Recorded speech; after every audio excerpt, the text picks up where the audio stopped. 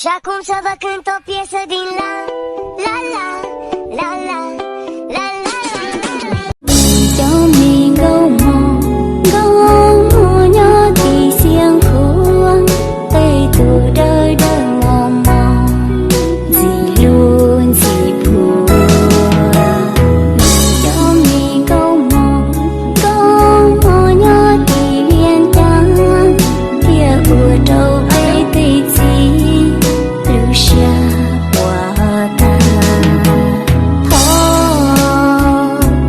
thơ nè đâu nhỉ.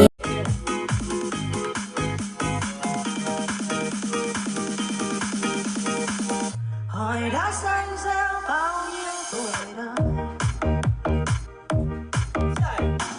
hỏi sao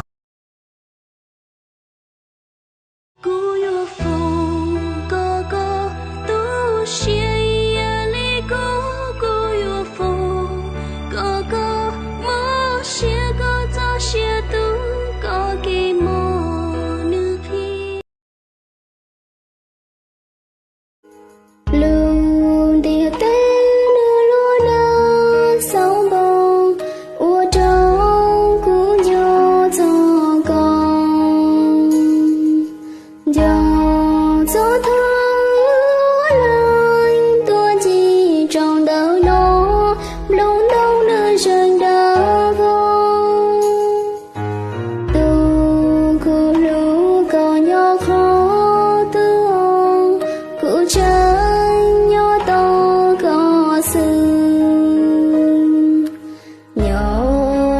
tư cho cả lòng xì lù đường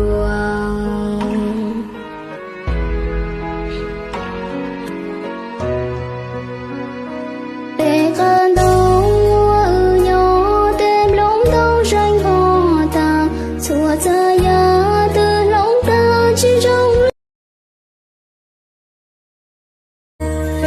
xanh cao hông nhạc khó thứ tuaจะยัวชงเกาอัวลัวว่าเจ้ากูลูเชียงยอดชีทันสัญชัวก็ทาอีเปลี่ยน Sự chú ý của ta lỡ va phải vào ánh mắt của nàng rồi bùng lên trong tim ta như một đốm lửa vàng. Ai cool đứng hình mất 5 giây nhìn em bên ngoài có lẽ ăn đứt mấy tấm hình đang phây. Hey.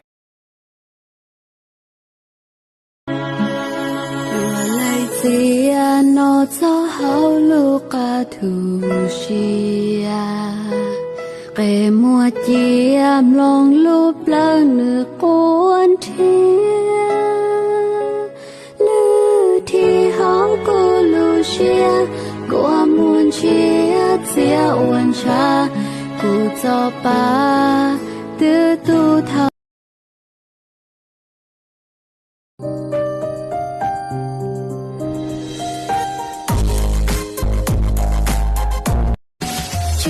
chua đầu cô ta khi suy lừa chua một cô ta khi bao số chua đầu cô lúc cô muốn chua đầu cô lúc chia chia chia chỉ liền nụ con trai cô mong nhỏ họ lúc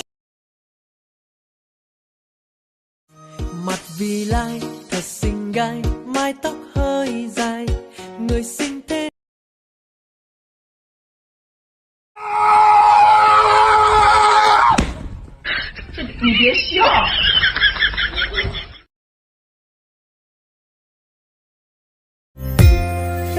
南阳下，我迎芬芳，是谁家的姑娘？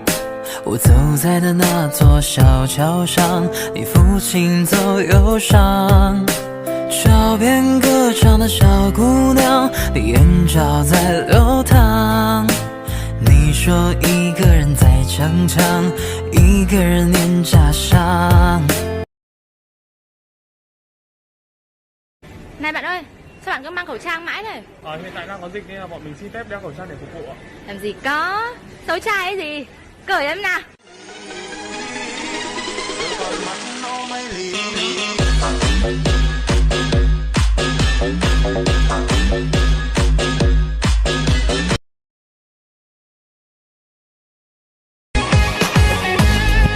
Ni lên nụ hôn cả luôn bị khu lý già, ôi chắc cái vừa rong ròn gì sự ôi luôn nè, câu nét kia câu xin cơ nào thứ đại.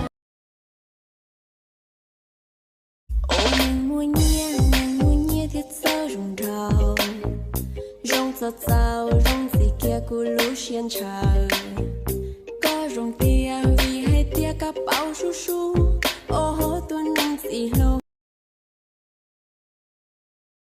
Ôi nàng mua nhia thiết sao rong rào, rong sao rong gì kia cô lú xiên trời, có rong tia vì hay tia cả bao su su, ô hô tuôn nắng gì lâu. Chê ư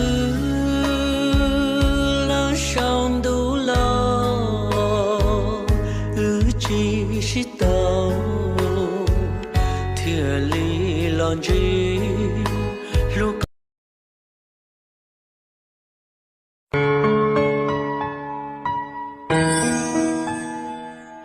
Ngọn lửa con mát maiสลับกันไปกับหมุนตัวเองยิ่งมองดูก็ยิ่งสงสัยว่าทำไมเขามีคู่ควร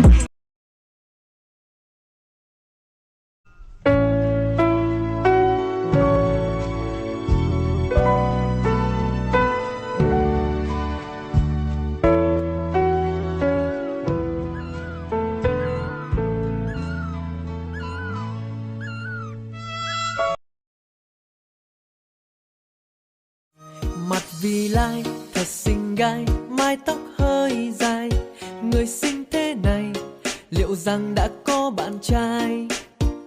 Người yêu tớ còn chưa có ai thèm.